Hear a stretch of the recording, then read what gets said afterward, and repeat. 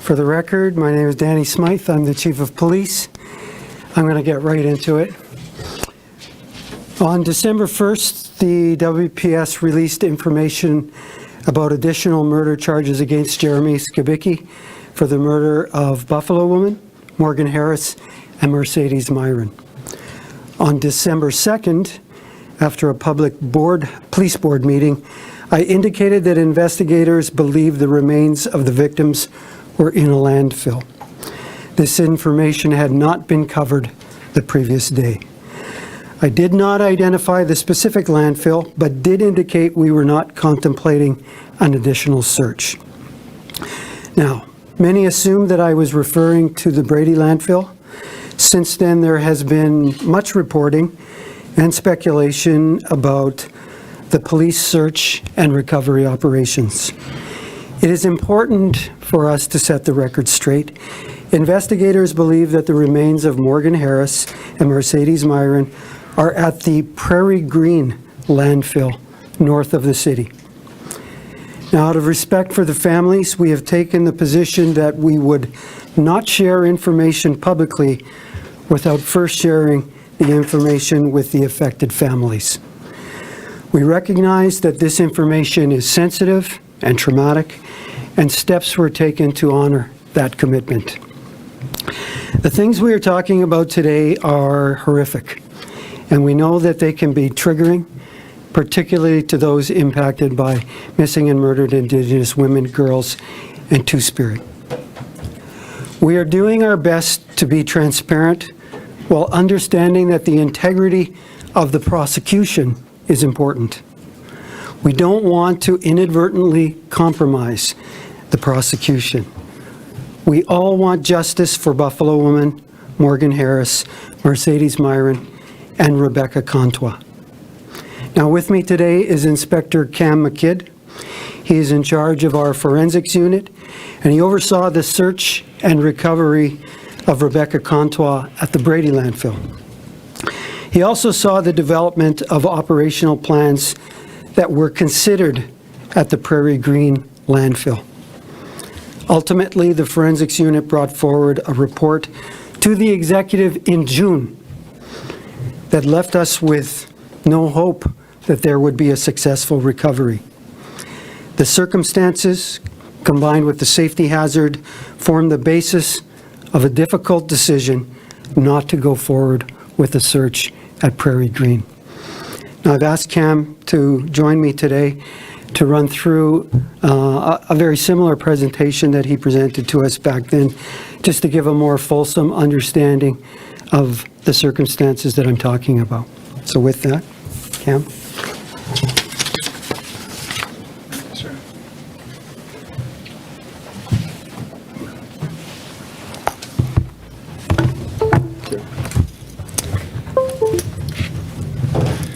Slide that over a touch.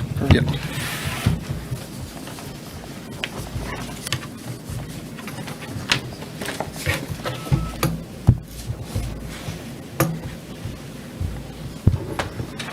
Okay. So good afternoon, everyone. This will be a little less formal than you would expect from the podium normally. I don't have a lot of prepared comments, but I'm hoping we can engage in a sort of a question and answer once I'm done my presentation. That might be the best way for us to be completely transparent to the extent that I can be in light of the ongoing investigation. I do have a couple prepared comments to sort of set the context, and then I'll take you through a few slides that might provide a visual to sort of better explain the situation we're dealing with.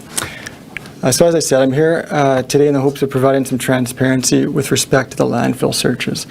As I'm sure you can appreciate, and as Chief Smythe alluded to, there's an ongoing investigation, so my comments may be vague. I may not be able to answer some questions, and if that's the case, you're welcome to forward questions through the PIO to either Sean Pike, the Inspector of the Homicide Division, or myself. If it's things I can't address here today, and we have to take some time to consider the questions, by all means send them to us through the PIO. Be happy to answer them, or at least give you a response as to why we can't answer them. By way of background, on June 15th, 2022, I briefed you regarding a successful search that took place at the Brady landfill with respect to the remains of Rebecca Contois. I won't rehash what I went through at that press conference, but just for the record, I have spoken publicly on this in the past. All I'll do is fast forward to the date here. On June 20th, 2022, our unit was approached by the homicide unit. And again, I'm in charge of the forensic services unit. And we were advised that they had, their investigation had led them to believe that on or about May 16th, 2022, additional human remains from a different victim had been disposed at a privately owned landfill, which Chief Smythe described, the Prairie Green landfill located at Toshek Road and Highway number 7 in the RM of West St. Paul. The Forensic Services Unit was tasked with assessing the Prairie Green site with a view to conducting an additional search for these additional human remains.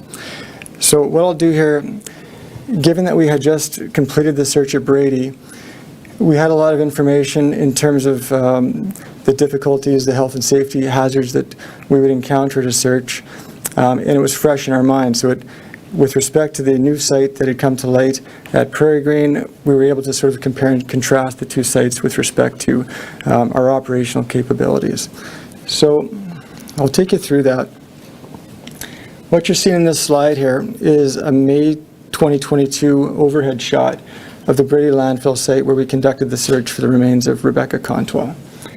As you can see, on the left of the screen there, you can see the camp that we set up there. There's a trailer and some police vehicles. This site is approximately 4 acres.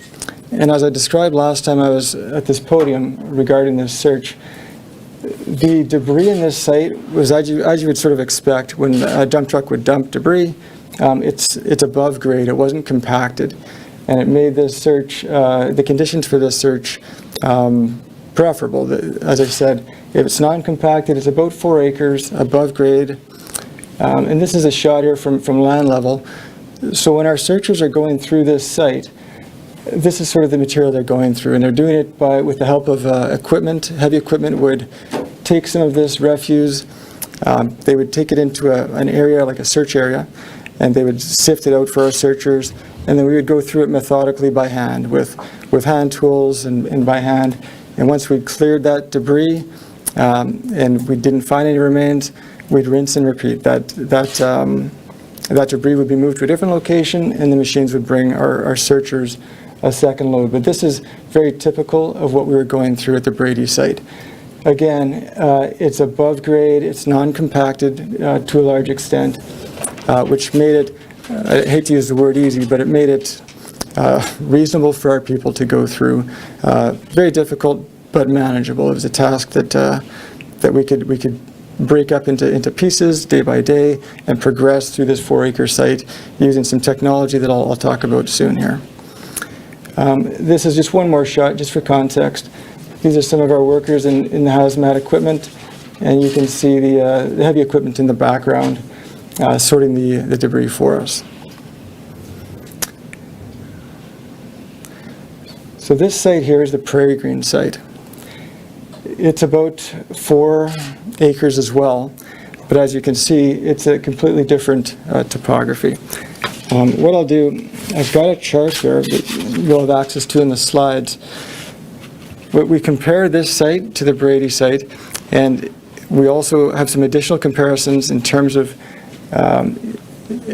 investigationally what made this site considerably more difficult to entertain in terms of a search than the Brady site. So I'm going to go through these items with you one by one, and then we'll take you through a few more slides here of the Prairie Green site.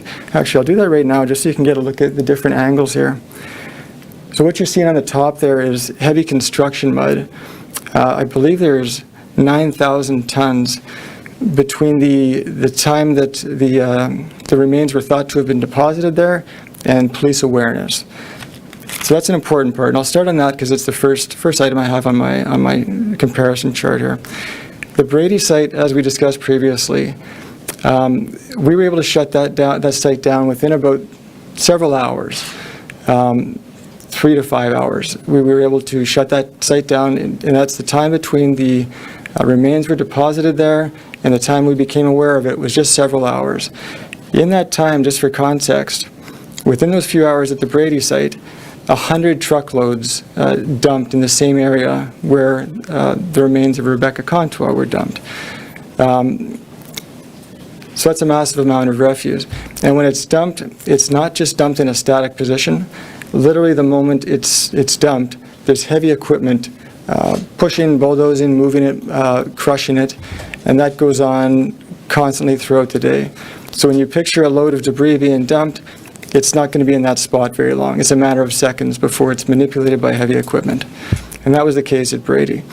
So having said that, in the several hours, that time window, which was very, very fast for us to shut down that site. And again, I spoke last time about the assistance we got from Brady. The management there was fantastic.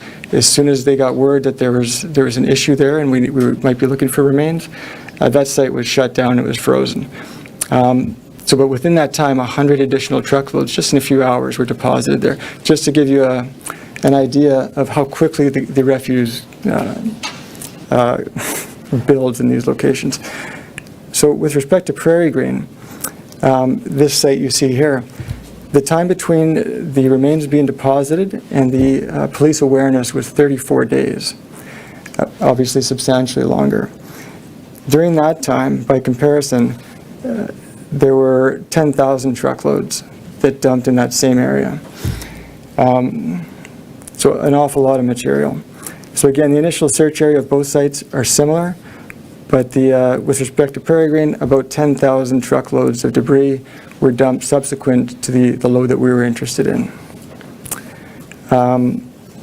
With respect to the disposal area being compacted, as I mentioned at Brady, it wasn't compacted. We got there quick enough that it hadn't been filled over with clay or buried.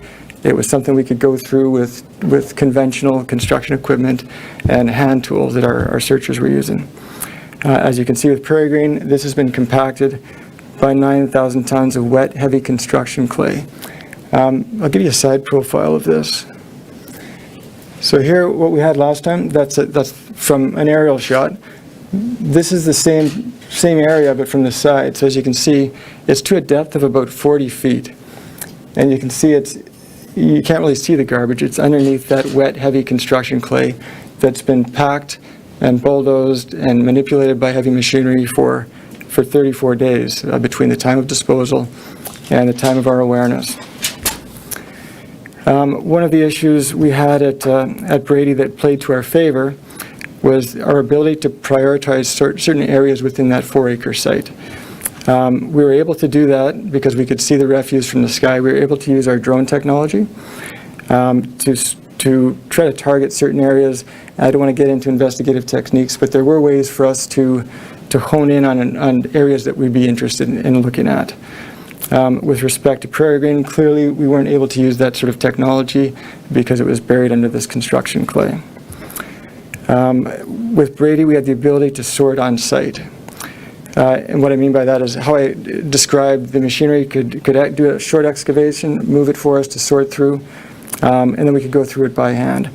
Due to the volume of construction clay and the volume of material at the Prairie Green site, we wouldn't have that luxury.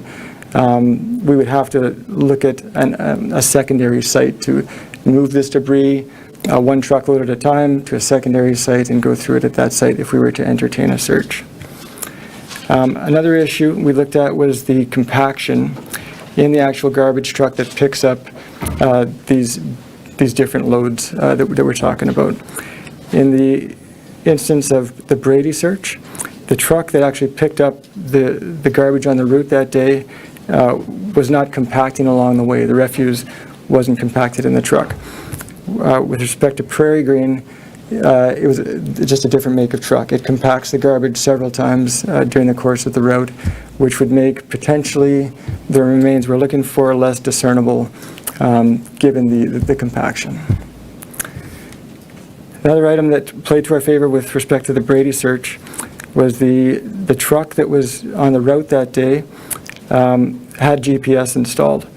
So that allowed us to pinpoint the specific point within the 4-acre site at Brady, at least give us a starting point where this was where it was dumped. We could hone in within several meters using GPS to get a starting point. The trucks that delivered to Prairie Green during this time in question, they weren't outfitted with GPS, so we didn't have that option. Similarly, the Brady truck had video, onboard video. That was helpful in terms of, again, I don't want to get into investigative techniques, but that was helpful to us and provided an avenue for us to sort of narrow the scope of our search. The video was not present in the truck, didn't have that capability with respect to Prairie Green. Another item we looked at was the heavy equipment that's used. At Brady, we were able to pinpoint where the load was dumped, and then for those several hours that we were interested in where the debris was being moved, the heavy machinery there actually has GPS. So we could track where the debris, in a general sense, what direction the debris was pushed, and that helped us focus our search to some extent. The heavy equipment at Prairie Green, it's not equipped with GPS. So that was another limiting factor in that we're always looking for a starting point, and yeah, you can see how the Brady search lined up. There's a lot of things favorable to our success there. None of those factors are present with the Prairie Green search. Animal remains is a big issue with respect to landfill searches. At Brady, there was an issue with animal remains, but due to the tight time window, we didn't have an issue with animal remains. We were able to sort of, as I said, zone in on the area that we were interested in, and that wasn't impacted by animal remains. The Prairie Green, by comparison, in the time between disposal and police awareness, 1,500 tons of animal remains were deposited between May 16th and June 20th and spread throughout that site. Additionally, asbestos is always a concern. At Brady, again, we were able to segment the areas we're searching and avoid having to deal with the health and safety issues involved in working with asbestos. With respect to Prairie Green, that unfortunately there were 250 tons of asbestos spread throughout that site between those dates, between May 16th and June 20th. They do make some effort to put the asbestos around the sides of this area here. But there was no guarantee, in speaking with management there's no guarantee that it's not going to be strewn throughout that site. So that was another factor that sort of weighed into this. One other issue I would mention is at Brady, we dealt with, I forget the word now, hydrogen chloride? There's a dangerous gas that builds in dumps and swamps. And the hydrogen sulfide, I believe, sorry. And those levels were slowly increasing while we were searching for the Rebecca Contwell remains. Towards the end of that search, once we were successful, we actually held that site for another 2 weeks. Just in the event, we were trying to be proactive, in the event that we knew this was an ongoing investigation, and in the event that additional remains were potentially located at that site, we held that site for an additional 2 weeks. But the dangerous gases reached an elevation that was actually becoming dangerous. It can become lethal, and we had ongoing discussions with Brady management over this, and it got to the point where the safety of their workers, we had to consider that. And certainly if we had to revisit searching that site, the levels were to the extent that we couldn't safely do that. So at that point, the site was released, and it was plowed over. So I hope that gives you a visual. Let me see here. So that's the side view of Prairie Green. You can see at the top there, just to the right of center, that's a huge excavator, just to give you a scale of the size of that. And that's from a distance. So again, it's about 40 feet in depth, 4 acres. And this is the chart that I was just kind of going through with you, but you folks you'll get this with your slides when we release this to you. So that's sort of what we were left. Essentially, with Prairie Green, we didn't have a starting point to search for the reasons I've discussed here today. There was no starting point for us. We had a 4-acre site, and the entire 4 acres were in play. For the reasons I've discussed, we were unable to prioritize any specific area of that 4 acres above any other area. So what we were left with is the potential task of searching for human remains across a 4-acre site that was 40 feet in depth, heavily compacted with 9,000 tons of wet, heavy construction clay, and distributed throughout the site was 250 tons of asbestos. In addition to that, we had 1,500 tons of animal remains strewn throughout the site, which would make it very difficult to discern human remains if we're conducting a search of that site. So these are some of the factors, excuse me, some of the factors that weighed into our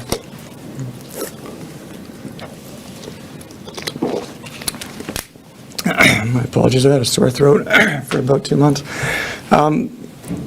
So based on this, we presented to our executive, and I just feel it should be stated that when we're looking for human remains, or when it comes up that there might be human remains at a landfill, we approach that with the mindset that we're going to be searching.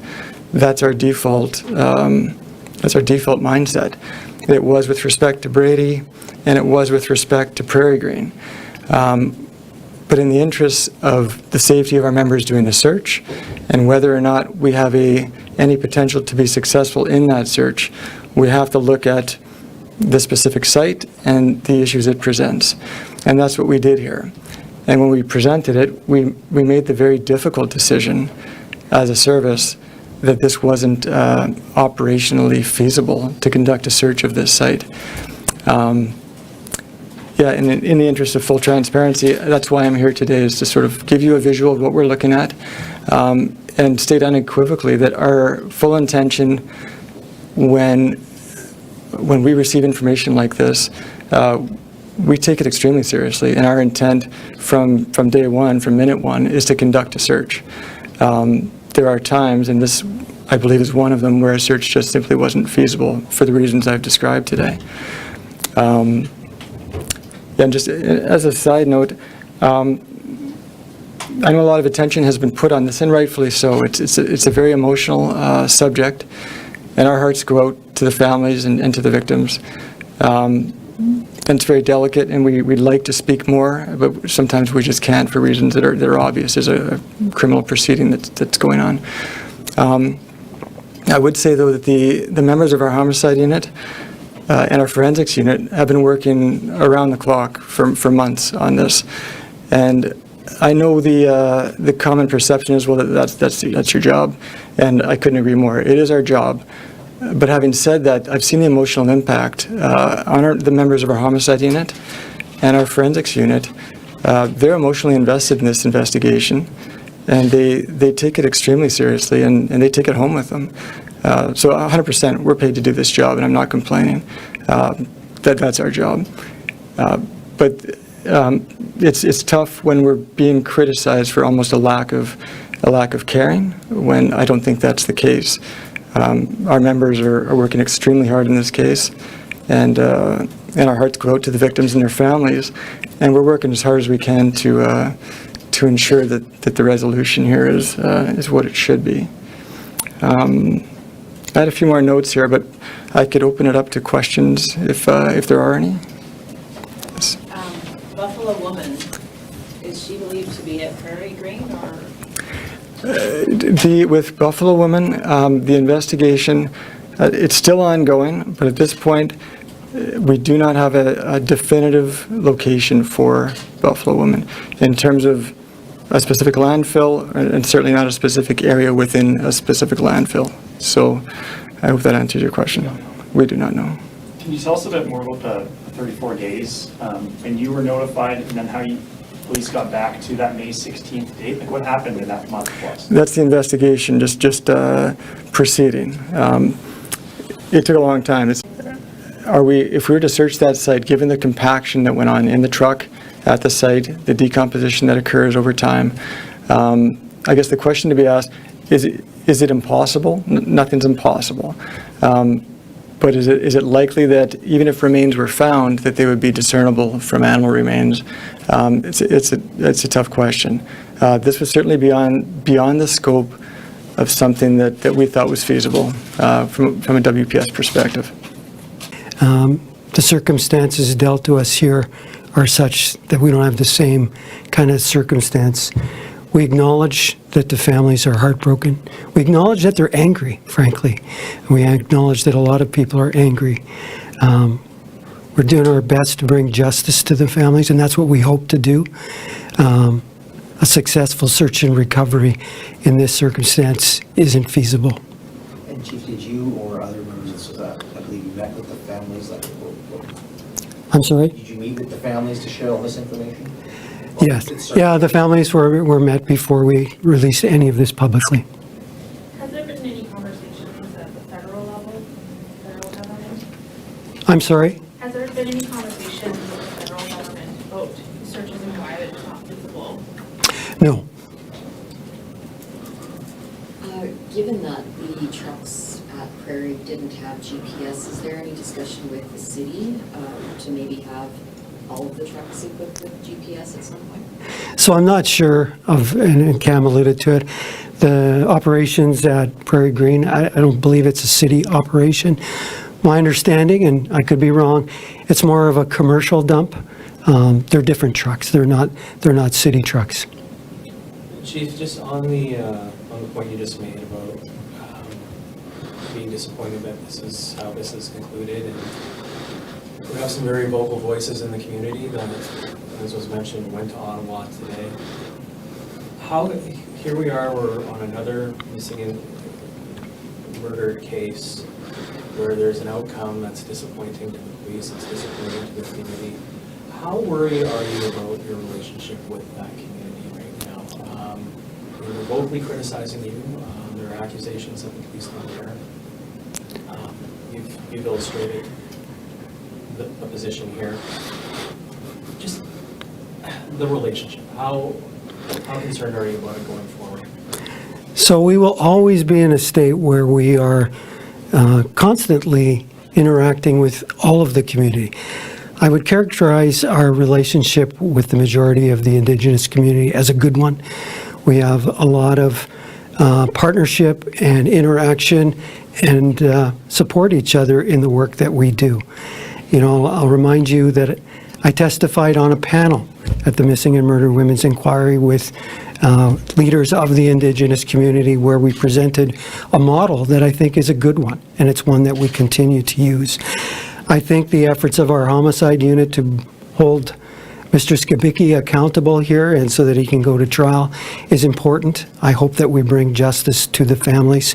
I'm disappointed that we're not in a position to recover remains for these other two victims, but you know, the efforts that we make to work with the Indigenous community, particularly the vulnerables, is something that we put a lot of time and effort into. Chief, when you guys spoke to the family, I know you don't want to get into the specifics of the conversation, but I'm sure there was a similar explanation given. What was their reaction to that? So I think you saw the reaction in the testimony this morning. They're frustrated, they're angry, they're heartbroken. I acknowledge that. And is that's just where we have to leave it because the police won't be, conducting a further search? So you're making it sound like the police won't be. I think we've walked you through what we know. I would invite you to take a little bit of time to reflect and ingest on what we've told you here today. I don't think that the decision we made is the family's not happy with it. That part is clear, but I don't think we can safely conduct a search there. Chief, one of the suggestions that was made in Ottawa by the group was that more resources be made available for searches. Maybe it wouldn't have made a difference in this case, but there are other missing people out there. The minister didn't turn his back on that idea. He seemed to suggest it had some merit. Is there some merit in having a pool of funding or something that police forces like yourself or Thunder Bay or Regina could tap when we know people are missing? So funding was never an issue here. I just want to be clear on that. At no time was funding a consideration with our operations. Two things I would say to the comments you made. At no time were any of the people in Ottawa briefed on what you just were briefed on. So to a certain extent, their comments are not as well informed as what you are now.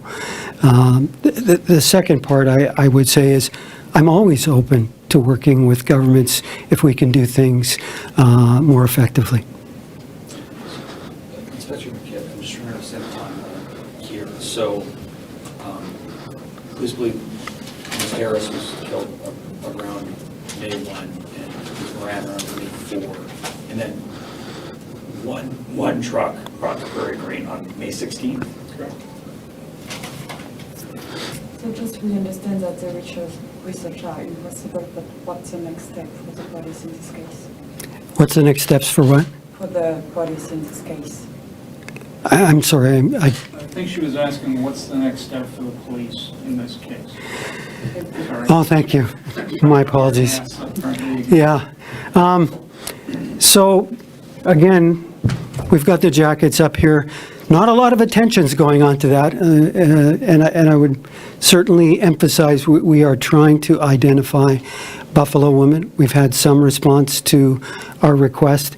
We are hoping to find additional information that will help us identify Buffalo women so that her family can have some closure as well. Other than that, we are preparing for a prosecution. As you know, we've disclosed our investigation to the Crown Prosecutor. They will be preparing for a prosecution. We're being very cautious about what we're talking about here because we don't want to inadvertently compromise anything going forward. So we're trying to be transparent, but we recognize we can't talk about a lot of the investigative detail. You said you've had some tips or information. Can you explain how many tips? I'm not going to get into numbers with you, Jeff, but we have had some. Our members are following that up. We're imploring. It's a pretty unique jacket. We're hoping it sparks somebody's memory, that they remember it. A couple more questions. We asked this the other day, but just given a few days have passed and there's been information, is there any information to potentially point towards more victims? No. And I know we've asked about this, and considering you just said, but I mean, is there anything that either of you can say to how police came to conclude that they believe there's more victims when the victims' bodies?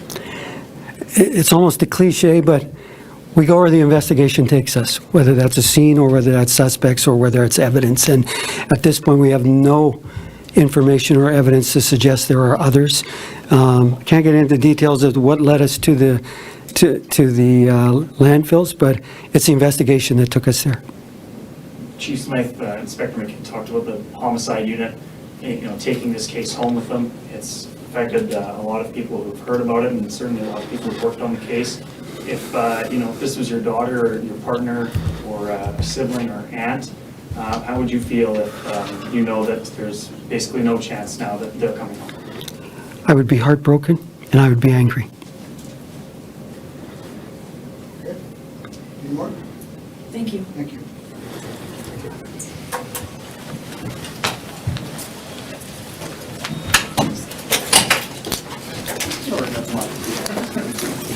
No, thank you. Yeah.